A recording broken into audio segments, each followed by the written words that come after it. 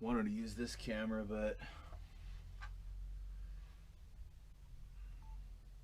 why am I recording? I'm not going to use any of this, but I just like the GoPro. Went with the old bubble lens, so just set this bad boy down. I like these cameras for outside because they have this, so it's fun to film like skating and just anytime you're outside. I just would rather be filming with the eyepiece rather than the window. I don't know. I just think it's kind of funner to use cameras like this. It's kind of like back in the it's back in the 80s and 90s. Dudes filming skating would always be like this, looking at eyepieces and stuff, and kind of always just kind of go back to that when I'm trying to film. I like to just be using this, but so yeah, still sometimes. Here's a Sony 4K. I just picked it up at Best Buy. I've used it a bunch on lots of runs and skating and stuff. So we got some new gear on the table, you guys. We can go through some of it.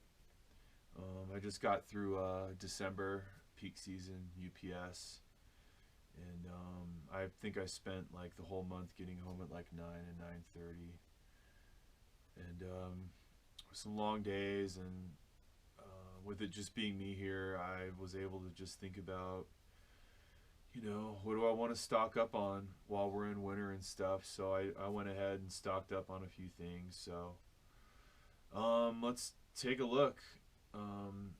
So the first thing is the MP10 Truggy, which I'm in the middle of building right now. It's going good. I've seen it perform. Another buddy of mine, Bob, has it, and so I know it's a killer vehicle. I have its little brother right here, the MP10 Buggy. So yeah, the platform's been a lot of fun. I took this over to a race, and it did good. You know, I just followed the book and racked her up, and this MP10 is a race platform, and I'm sure the 10T will be the same thing. So I'd like to go when outdoor racing is on again. I'll just do like I did the 35 plus, the 40 class, run that, and just have fun, try to get better. So those two vehicles should be fine for that. That's why I bought it. I bought the MP10T to race. I got some Reds motors that we can take a look at here in a second. So with winter being here and stuff, and where we would practice in Bob's backyard, we just haven't been able to get on the track. A lot of us, I'm sure, like getting antsy to get on the track, and we don't have a local indoor track either. I was just really curious about the whole deal, so I went ahead and 10 scaled up the Kyosho Ultima RB7. That was another fun build. I pretty much managed to build like all December. I built that 10 scale all of December, and then I just started this. So that went together good. I threw in this Mamba motor in there, huge ESC. Take a look under here, see what the hell I racked up. It was fun. It was fun building the 10 scale car. I've never even driven 10 scale before. That's what I was able to come up with. I threw in an awesome low profile Protec server. I got my battery goes this way. This huge motor back here, this huge brushless motor. I don't know about gearing on these things. I bought a few different pinions. I got a 28 tooth in there right now. I've never even ran it. I've never driven 10 scale. Literally, the first time I drive this might be at a race. I actually want that to be. But it won't be, because I'll talk about more in a second. You see this here. We built a little mini indoor turf track in Scotty's barn. He just threw up a huge barn. So he set up a turf track, and we've been running in there. I think I can get some time on the 10 scale inside Scotty's turf track. This barn. It's not a barn. It's like a storage building that he just got done. It was just for storage, but he ended up putting a track in there. So we've been running that. It's January right now in the mountains, and it's just cold. So I didn't buy the 10 scale to run it in there. I bought it to race over in the valley. There's races. We're snow blasted on the Santiam Pass right now here in Oregon, and crossing the pass could be that could get you killed in January, in February. That could get you smoked real easily crossing the pass. And so the racing's there. I'm sure it'll be there all year. It's over in Albany, but I do have to cross a pass to get there. So I'm really anxious to go there. There's racing this weekend there. And when you get a new kit done, you want to run right to a race. But running to a race could get me killed on the pass. So the buggy's done. I'm excited about it. I got it linked up to this Noble 4. This Noble 4 is killer. This is quite a radio. I stepped up to a Noble 4. Yeah, it is awesome. It's got antenna-less receivers. I'm going to order a pocket full of receivers and Noble 4, every damn thing I can. So, yeah, we got the MP10. I picked up this Mini B. I already roached a shock. I set up a little bullshit thing in here, and I already roached a shock on it. But we set up the Minis, and I have a couple other Minis. For a while there, I was buying the 18 scale kind of desert trucks from AMain, and I gave a couple of them away. I didn't run them. I thought I would build a track in my backyard. And I did, but I just didn't end up running it. I ran it a few times. It just got really dusty back there. It just kicked up a whole bunch of dust. I suppose I could water, but the 18 scales, they weren't that fun outside. They're a lot of fun inside. They're super fun inside. If you set up if you have space for like a little turf carpet track, the Minis are fun as shit. So I gave one Mini to my friend's son, and I gave another Mini to Scotty, my buddy I run with, so he has one. So I gave away 2 Minis. I kept one. I kept 2. I still had 2. I'll show you the Minis. Let me get up and do that. Alright, that wasn't too bad. That wasn't too bad. So out of the Minis you could get on AMain there for a while, they're not carrying these anymore. I think another hobby company carries these, but I got these from AMain, and they don't have anything to do with these things anymore. So this is an ECX Roost. I bought two of these. 4-wheel drive desert truck. They consider them a truck, I guess so. A lot of fun. You got lights right there. Really fun. They showed up. And yeah, you know, it exactly was what it says it was.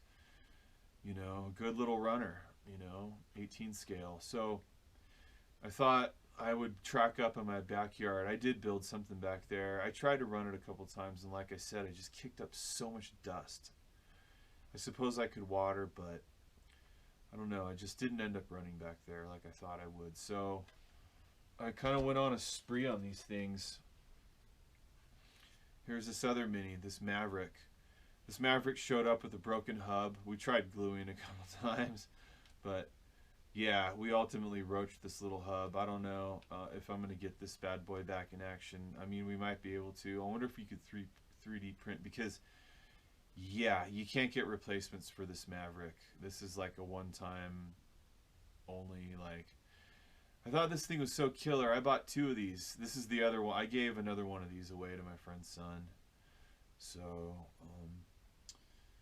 the Maverick's killer. It ran for a while, but ultimately, yeah, we roached it up against the wall on the track. So, another 4-wheel drive desert truck.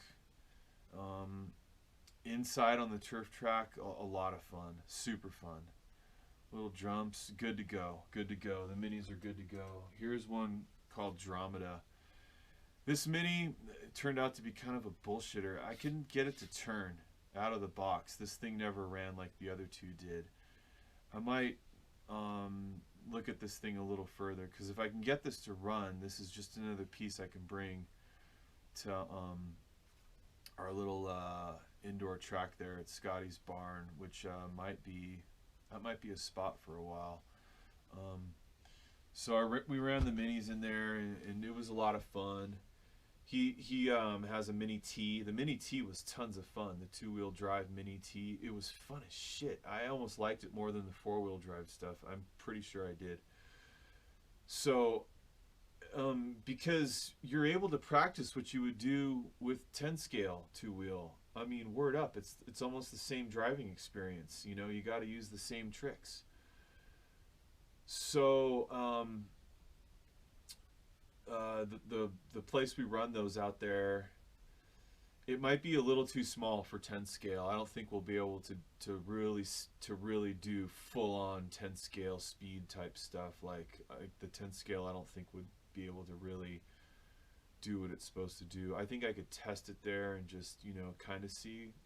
I'll bring it next time I go, but it's about these minis. It really is about these minis. So I roached a plastic shock in one of these already over there, already doing jobs on that. I bought that yesterday. I got off route early and marched right over to the hobby store and just picked up a B.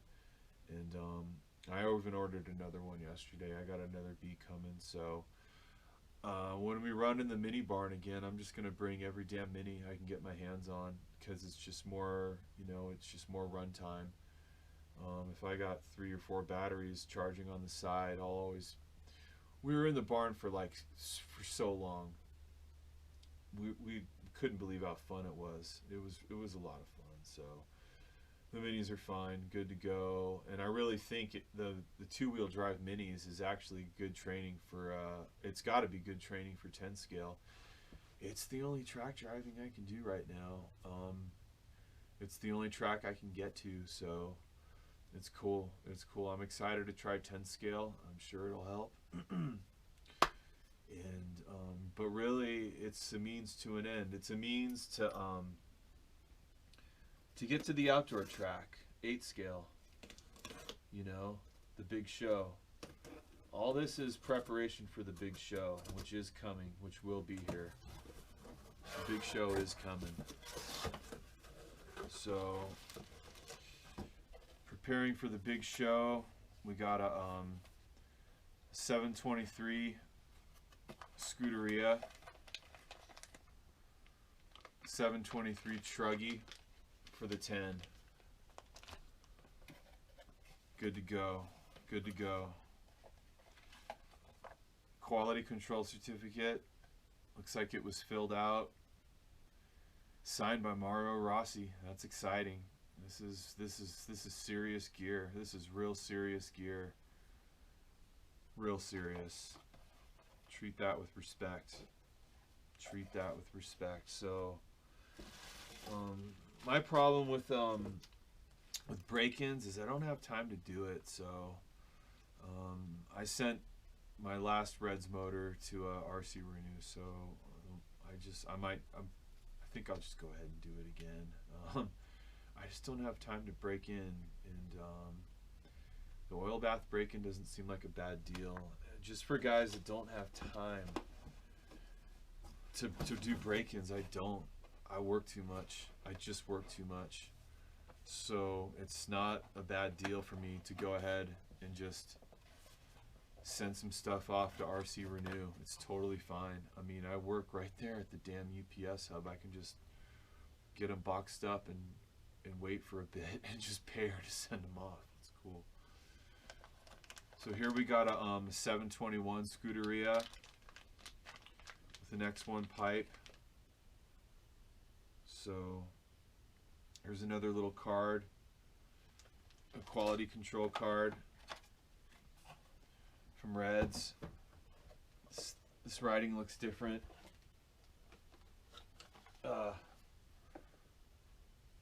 Than the other card I just had in my hand.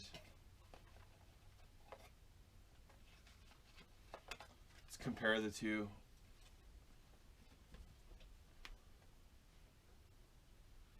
So we got two different writings here. Anyway, I mean, it's fine. This looks like a girl's writing. This is all bubbly and stuff. This looks like a man's writing. Most definitely. Handwriting's interesting. I love it. I write tons of shit. I always like to see what people's letters look like. So, data control. 5, 10, 20. Data control. 23, 5, 20. Anyways, those are interesting. So a couple Rads engines. Rads have been awesome. I ran an R5 racer at the last race. It didn't flame out once. I couldn't believe how reliable that thing was and how fun that motor was. So we got a lot of gear here, and just the plan is just to get over to just to do more races when we can this summer. Just do more racing. Maybe bring a couple new guys over along with the guys I went with, and just keep our race crew going and just get better at it. You know, I'd like to make the switch from just driving the track to racing other cars, and I really felt like actually running these minis was good practice for that. I really did. We got into it where we were actually racing each other, and these things look like jokes, and I guess in a way they are, but they're little race cars, and we were racing each other, and you know, when one guy would come up behind another guy, it's like it's racing, you know, and that's it. We were racing each other and practicing. It was a lot of fun. So as I'm building the Truggy, I'm going to, once I'm done with that, I'm going to go back through the diffs and shocks and the buggy and just refluid and just take a look at the diffs and stuff. When I was building this, I was bugging. I would completely close off the diffs, the little grub screw, and then when I would reseal the diffs, like, it just felt weird. I notice now when I'm building this, when I was building the diffs, to fill them up, hold off on that grub screw, and move them around, and then reseal them back, and then they're killer. So I'm already learning building the Truggy, so I'm gonna go back and just go back through the diffs on the buggy and get these two Kyoshos ready for race season, man. So also I kind of wanted to just talk about how I got into this, how I got into the RC hobby. You know, maybe a lot of other people are like getting into it now that we have time, I guess, to stay home and build and stuff. Hopefully we'll actually be able to get out to tracks and meet other guys. I did last year. I felt so fortunate to have made it to that one race. I very well couldn't have, but I did. So I know now how fun that is. I always wanted to do this. I just turned 45 last month, and I've been wanting to do this since I was a kid. I guess I can remember like building models with my dad. My dad was a helicopter pilot for the LAPD.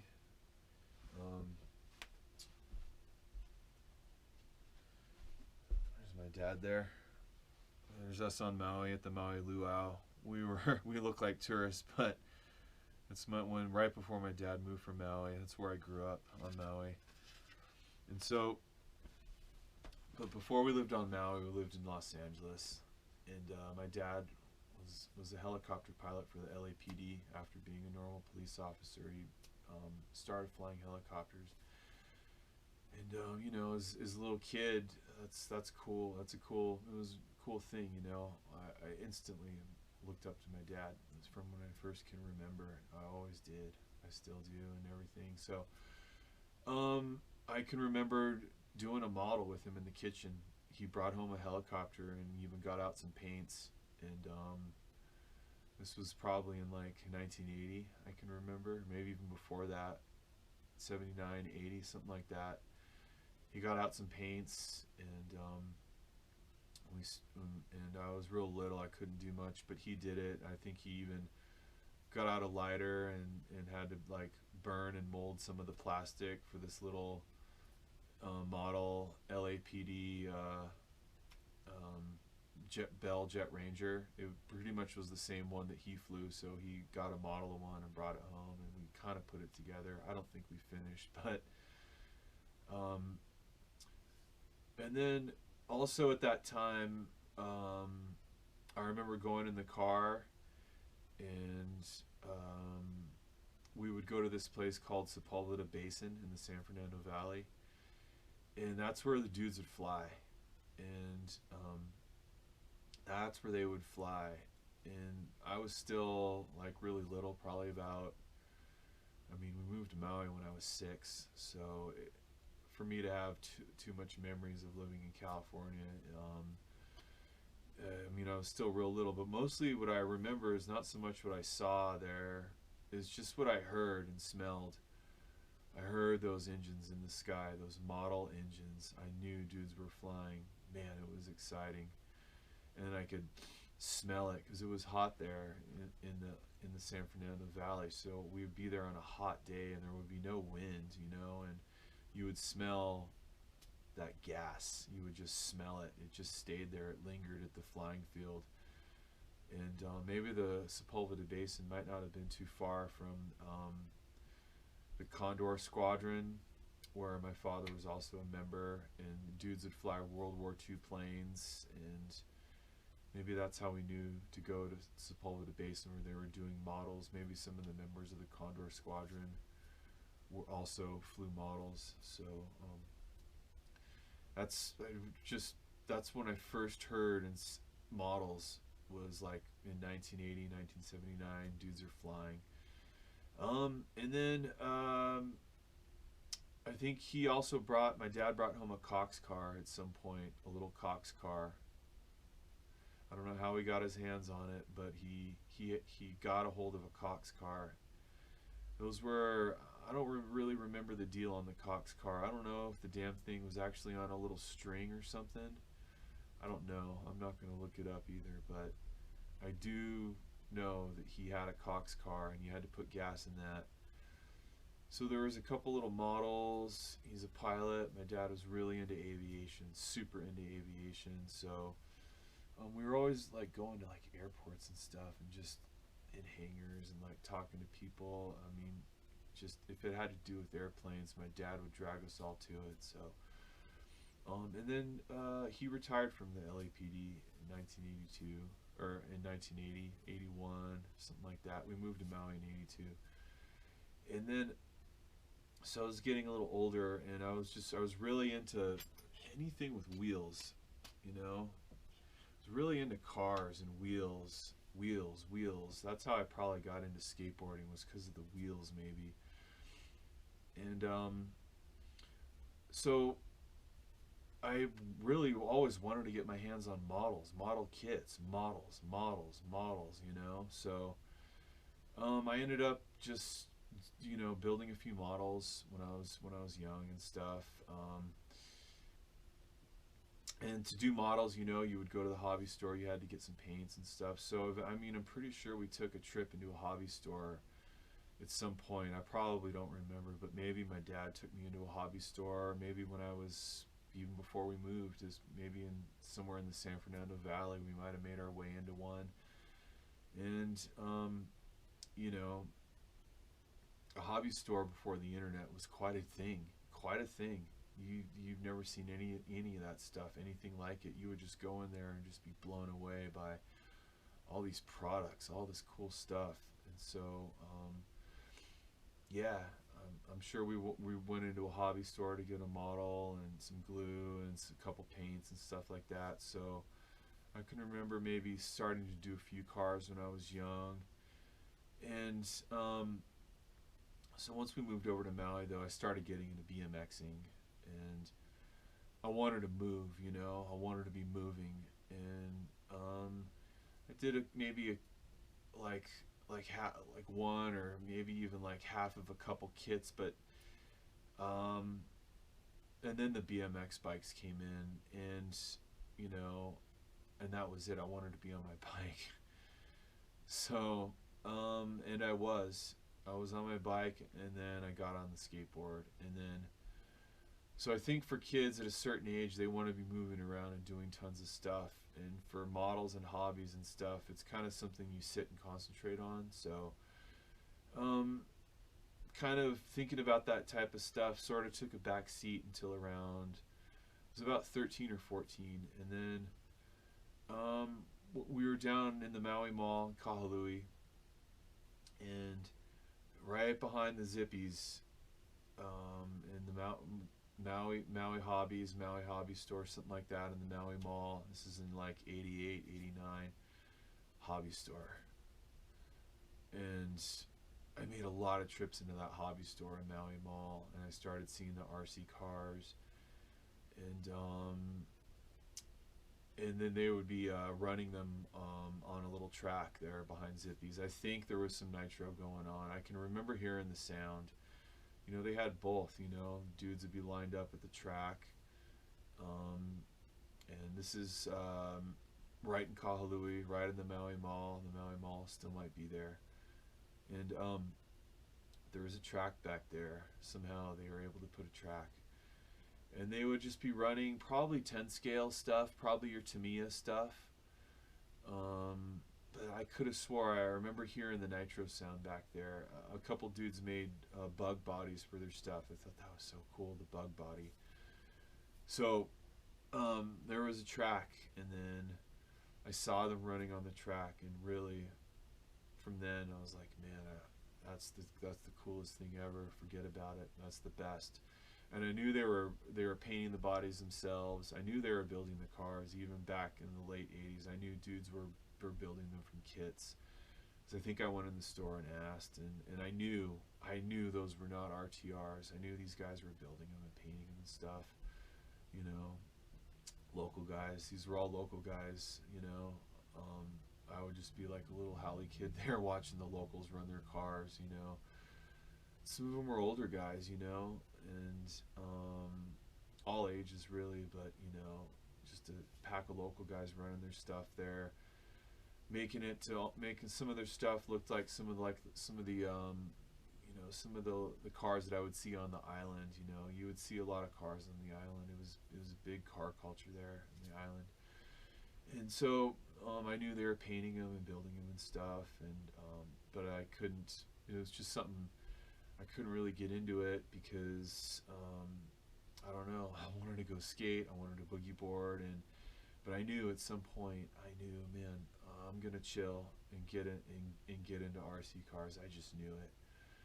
But I had to go skate then already. I had to go bail and go to the beach already and just let them be. And but yeah, my mom would take me to watch them for a while. I remember my mother taking me to Maui Mall, the hobby store, and then we'd watch them, but then we'd have to go. So, okay. And then I moved from Maui with my sister and my mother in '92, and then, so pretty much from fast forward to when I was about 27, you know. I mean, I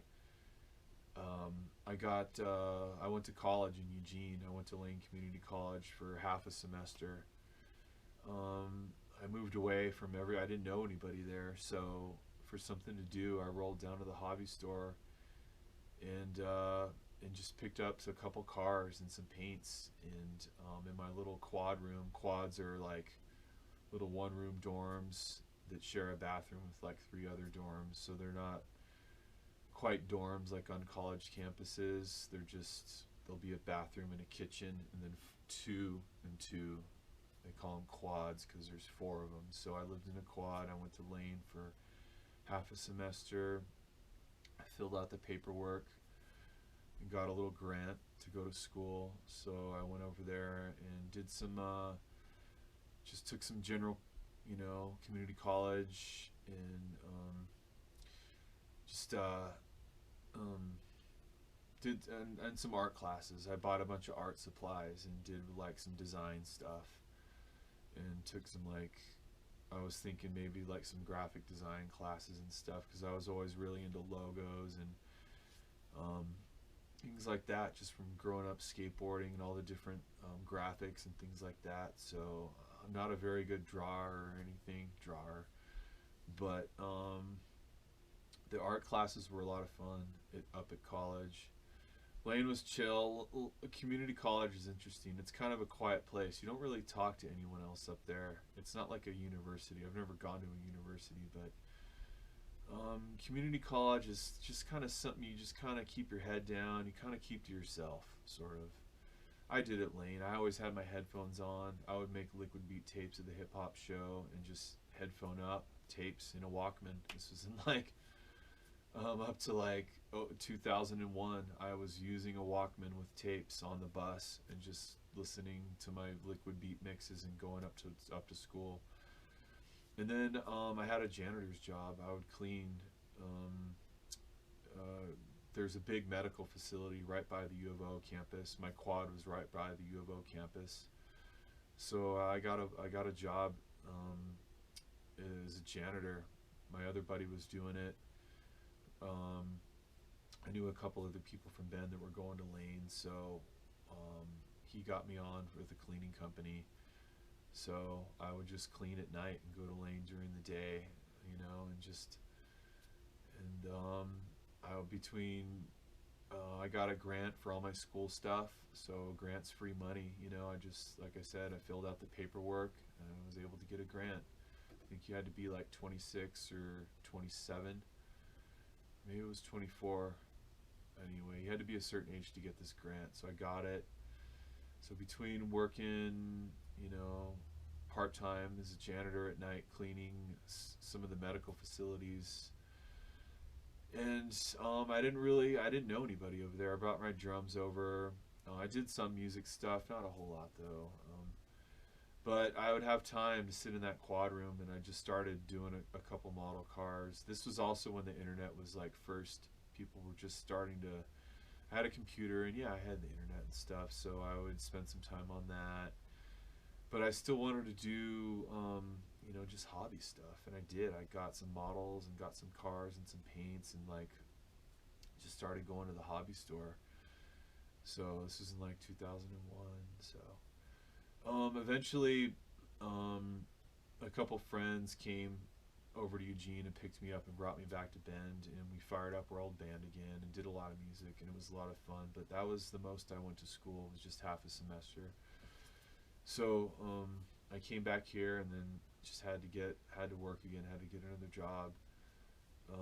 But at this, I bought some like little things like this at the hobby store, right? Some little tools, and like this might be one of my brushes from, and started collecting just little things to keep me occupied, you know. And that's what models were. They just kept you occupied for a while. And I brought a couple little, like, you know, little paints and stuff back. I also had some art supplies from school, so I just had like a little tub of art supplies and stuff. I brought that back with me, and just kept it. And I bounced around from a couple different places. You know, we were doing our band again. We had to hole up in a couple party houses, so I couldn't really have much stuff there, but.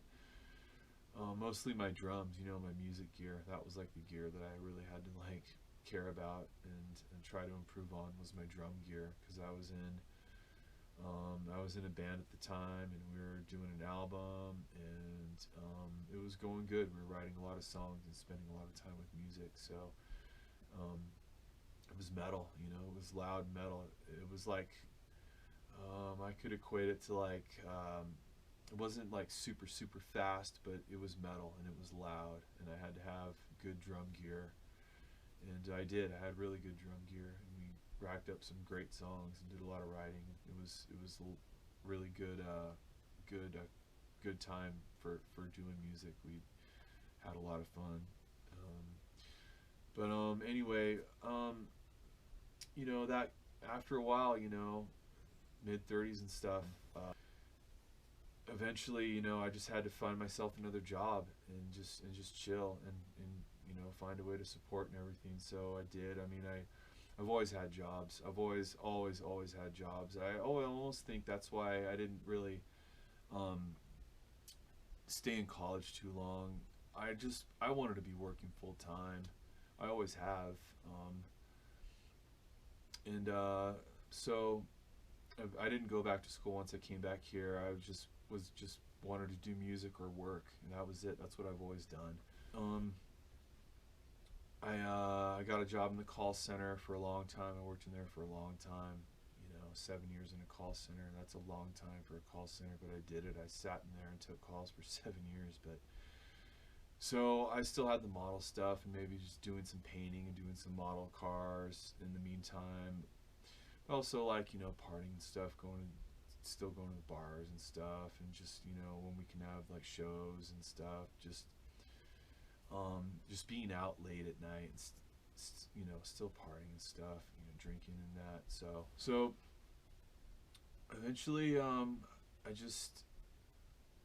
all the party houses and all the people went away, man. I mean, that was it. Eventually, it all rolled up, and 35.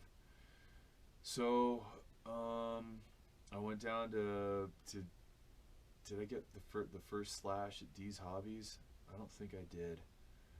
I think I ordered the first slash online. The slash, the Traxxas slash. I got that, and it was fun. It was fun, and ran it for a bit, and got another one. Doubled down on the slash, and this is like fast forward to 5 or 6 years ago. Fast forward to the slash. I'm sure we've all stepped into some of that stuff. They're on my shelf back there. I'm not going to pull them down, but they're fine. They're fine. I did a few models in the meantime. I have about like 15 cars in cases back there. Always gave it up to the model cars, because just working paints and stuff and little tools and little tweezers, eventually you start getting little drivers and then little wrenches and then little tools, and just the collection grew, and then I did a couple of my own bodies for the slash. That was the first thing I really wanted to do. Was I always wanted to give my car, I wanted to do a body immediately for them. It was the first thing. I was like, man, I got to give this thing its own identity. I did a couple bug bodies, a Bronco body that I still run. And I just got out the slash the other day. I have two. My first one is kind of thrashed, but I have two now.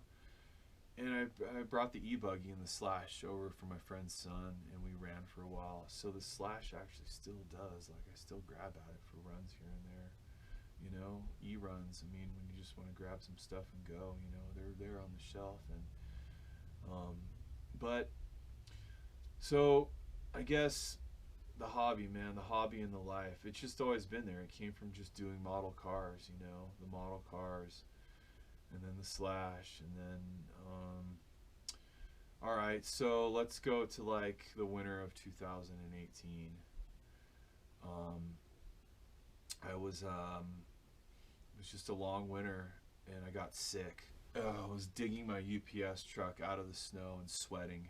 That's how I got sick. I got really sick that year, and I was at home. I think I took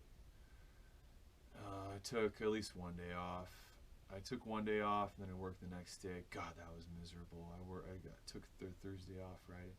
And then that weekend, I'm sitting in my chair, and I'm on AMA, and I'm really sick. And I'm like, oh my God, I'm looking at the cars, and I see a Kyosho Scorpion. And I'm like, that's a really cool car, man. I see that Nitro Scorpion. And boom, order the Scorpion. And the Scorpion comes. And that was my first Nitro car, was a 2-wheel drive Scorpion. Still have it back there. Fun car, man, fun car. I've since ordered, I have 3 Scorpions. They're 2-wheel drive. They're rad for putting in big bore 28/8s, .32s. So I've modded a couple, a 32 and a 28. They're there. I haven't been able to spend a whole lot of time with the modded motors. because I've just been like really busy trying to get to learn more about the buggies and stuff. And that was just a couple years ago, you know. I bought my first car just a couple years ago, so yeah, I'm still new in nitro and everything, but just the life, you know, the hobby and the life, you know. You just, I started with model cars, you know. It's interesting. I mean, you guys remember before the internet. I'm glad to have grown up before then. All you could do was get your hands on something and make it work. But being online has actually been really helpful. You know, just talking to dudes, that helps a lot, like I'm doing right now. I just felt like talking right and making a talking video. It's been a while, but you know, I like hearing about how people get into the hobby. I would love to watch some other videos about how dudes got started. You know, what was it that got you started? I mean, I used to take my little Hot Wheels and sit in the dishwasher and just spin the little wheels sitting in the dishwasher. My mom saw, there's a photo of me sitting in the dishwasher with a Hot Wheels car going wheels, wheels, wheels. You know, just in a little one room, wheels, wheels, wheels. So, and then I don't know. As I began, I just started collecting this stuff because I could. I always wanted to, and then I was fortunate enough to stick with a job long enough to rack up some stuff. I mean, it could all go away, man. It could all go away. You know, I don't have no special degree. You know, what I do now, a delivery driver, that could go away in the blink of an eye. One wrong move behind the wheel and you're done, and your job is gone, and all this could vanish. You know, could all go away, man. So just try to always keep that in mind of how quickly this can all go away, man. What a life. But I guess my point is to just run it all. Fucking run it all. You know, once I started doing these 8 scales, I thought, oh, all right, I've reached, this is it, 8 scale. This is the end all, man. Forget about it. Okay, in a way it is. But then it became about wanting to race, you know. So then I had to dumb it down. I had to dumb it down to like, I thought, all right, you know, we're in the winter, so let's go indoor. 10 scale. Let's practice for 10 scale. 16 scale. And it's everywhere, man, you know. It's like I've run the full gamut. I got the 5th scales back there, and I just think there's like a car for every occasion, really. And so basically, you know, I like to advertise, you know, a gas and nitro channel. I was proud to do that. I even took down my old Slash videos and just left up my bike and nitro and gas stuff and like that. But look what's wandered its way in, and it's hobbies. It's the life. It's the hobby life. You know, it's all of it. It's all of it, man.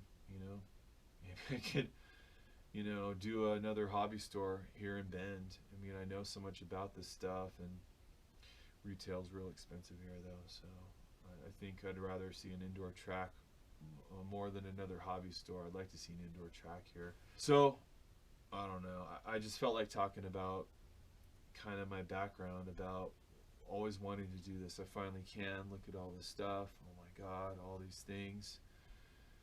You know, I got the Reds engines there, but at the same time, I'd like to think I can take something like this seriously. You know, I broke a shock on this last night running it, so I already bagged up the stuff. I mean, I respect this stuff, you know. Here's a bag of 16 scale gear. It's good stuff. There's a little servo. There's a little Savox servo. That's good stuff. That's good gear.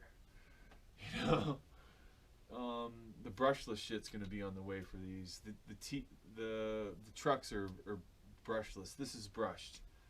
okay, fine. I'm gonna rack up some good gear for this little bee. I can get aluminum shit and all that, and I'm gonna rack me up a killer little bee, 2 killer little bees. They're gonna be little 16 scale racers, and we can practice with them. We can practice racing. Racing, man. That's really like the dude who's always been wanting to do this. When he's finally up on the driver's stand, that's the end of the rainbow. I think kind of. I mean, that's kind of where it ends. You know, that's maybe it's just the culmination of collecting all this shit and doing all this shit is to be on the driver's stand. You know, on the driver's stand, looking out at a big track, watching your thing go around and racing dudes. So, yeah, that's the plan. You know, that's the plan is to race, enjoy the hobby with others. Always try with others if you can. I mean, I think it's just fun. You know, when you can go run with a buddy. You know, I had a good time bashing with my friend Chris a couple weekends ago. He's real excited to go race. Love to take him, and but we had a good time there. I think we can mix bashing in with practicing for racing, bring a little jump, and just practice lining up the jump, bring some cones, run some drills, bash, and you can be thinking about track stuff too, so it's cool. Anyways, look at this. I mean, this was after just my December. I worked like almost 55-hour weeks, a few of those in a row. So I don't have no kids, no chick, nothing. So I picked up some new gear, you know, and I'm good on stuff, honestly, right now. I got this build, and I gotta learn how to work that MB4 better, take advantage of that. I think it counts laps for you and times them for you, I think.